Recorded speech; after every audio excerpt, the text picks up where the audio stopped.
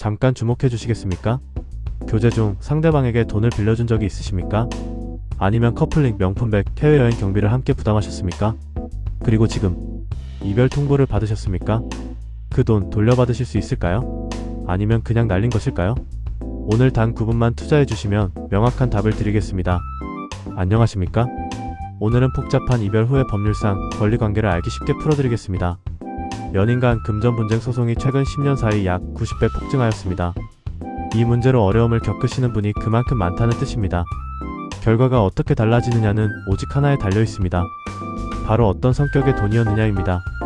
지금부터 8가지 유형으로 체계적으로 정리해드리겠습니다. 유형 1. 빌려준 돈입니다.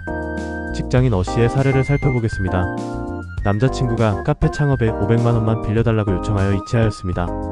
카카오톡으로는 6개월 안에 꼭 갚겠다는 메시지까지 남겼습니다. 그러나 8개월이 지나도 연락을 회피하다가 이별을 통보하였습니다. 상대방의 주장 그건 그냥 준 것 아닙니까? 증여 아닌가요? 이 경우 돌려받으실 수 있습니다. 갚겠다는 SNS 메시지가 결정적인 증거가 됩니다. 법원은 이를 대여로 인정하여 원금 연 5% 법정이자 반환을 명령할 가능성이 높습니다. 핵심 포인트. 빌려줘서 고마워, 꼭 갚겠다 이 한 줄의 메시지가 소송의 승패를 가릅니다. 유형 2. 선물로 준 것들입니다. 커플링 50만원, 생일 명품백 200만원, 기념일 해외여행 경비 150만원 총 400만원. 이별 후 내 돈을 돌려달라고 요청하면 상대방은 이렇게 말합니다. 제가 달라고 했습니까? 그냥 준 것 아닙니까? 안타깝지만 이 주장은 법적으로 타당합니다. 교제 중 자발적으로 준 선물은 법적으로 증여에 해당합니다. 이미 이행된 증여는 원칙적으로 반환 청구가 불가능합니다. 단 예외가 있습니다. 수증자가 증여자에게 범죄 행위 등 망은 행위를 한 경우 또는 아직 이행하지 않은 약속이라면 언제든 철회하실 수 있습니다. 기억해 주십시오. 이미 준 선물은 법적으로 돌아오지 않습니다. 유형 3. 결혼하면 신혼집 보증금으로 쓰자며 이체한 1000만원입니다. 결혼이 성사되지 않은 경우 돌려받으실 수 있을까요? 법원은 조건부 증여를 매우 엄격하게 판단합니다.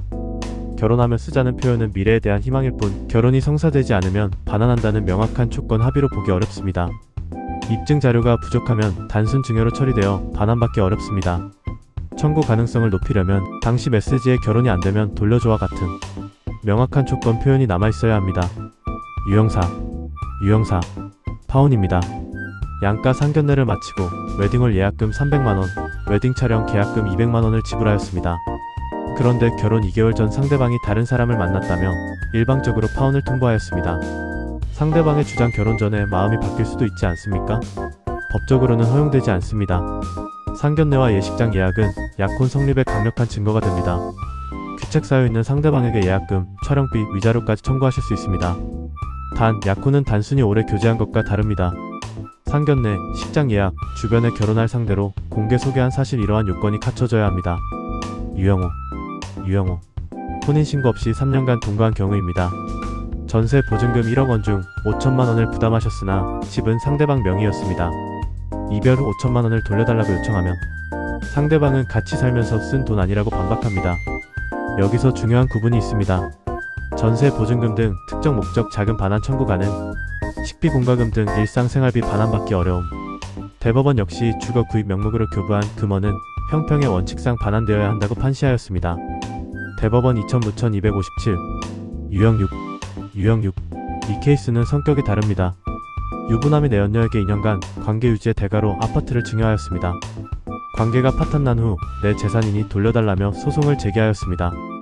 결론 반환받으실 수 없습니다. 이는 민법 제746조 불법원 임급여에 해당합니다. 불륜 관계 유지의 대가로 이루어진 재산 이전은 반사회적 행위로 아파트 소유권은 내연녀에게 귀속됩니다. 대법원 79-483 전원합의체. 단, 수익자의 불법성이 급여자의 불법성보다 현저히 큰 경우에는 예외적으로 반환이 허용됩니다. 중요 미혼 남녀 간 정상적인 교제에서 오간 금전에는 이 조항이 적용되지 않습니다. 유형 7. 로맨스 스캠입니다. 소개팅 앱에서 만난 상대방이 대기업 팀장이라고 신분을 속이고 곧 결혼하자 사업자금 2천만원만 빌려달라고 요청하여 이체하였습니다. 이후 잠적. 알고 보니 여러 명에게 동일한 수법을 사용해온 전력이 있었습니다. 상대방의 변명 처음에는 진심으로 결혼할 생각이었습니다. 사업이 잘못된 것입니다. 이 경우 형사적으로 처벌이 가능합니다.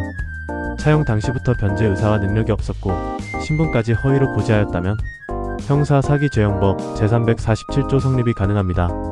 형사 고소와 민사 손해배상을 동시에 진행하실 수 있으며 형사 유죄 판결은 민사 청구에도 유리하게 작용합니다. 피해 발생 즉시 경찰에 신고하시고 반드시 증거를 백업해 두시기 바랍니다. 유형 8. 함께 창업한 경우입니다. 교제 상대와 카페를 함께 창업하기로 하고 3천만 원을 투자하였습니다. 당시 카카오톡에는 우리 같이 하는 거야, 수익은 반반이야 라는 대화가 남아있고 사업계획서에도 공동 운영자로 이름이 기재되어 있었습니다. 이별 후 상대방은 카페를 계속 운영하면서 수익 배분도 투자금 반환도 거부하였습니다.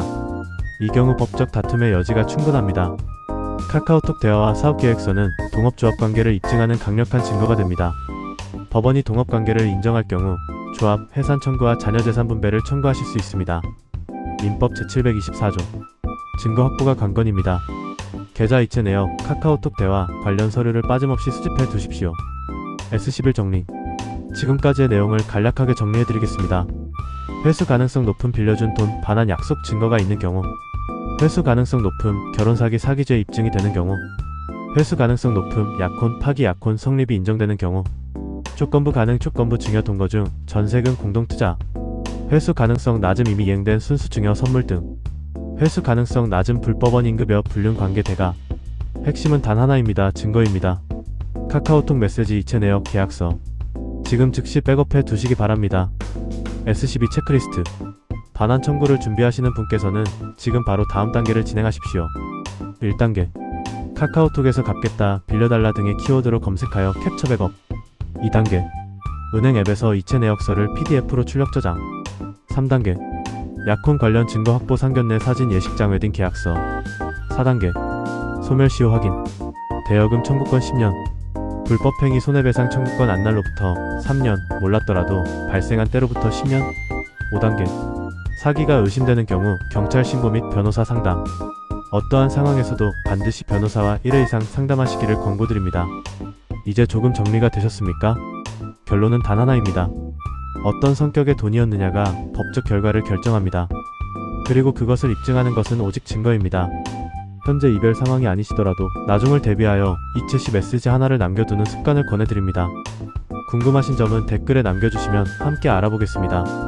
법은 증거가 있는 분의 편입니다. 본 영상은 법률 정보 제공 목적이며 개별 사안에 대한 구체적 법률 조언을 대체하지 않습니다.